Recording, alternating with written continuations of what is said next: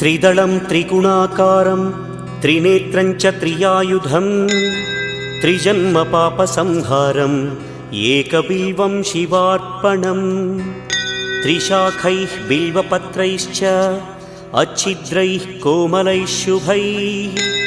तव पूजां करिष्यामि एकबिल्वं शिवार्पणम् कोटिकन्या महादानं तिलपर्वतकोटयः काञ्चनं शैलदानेन एकबिल्वं शिवार्पणम् काशीक्षेत्रनिवासं च कालभैरवदर्शनं प्रयागे माधवं दृष्ट्वा एकबिल्वं शिवार्पणम् इन्दुवारे व्रतं स्थित्वा निराहारो महेश्वर नक्तं हौष्यामि देवेश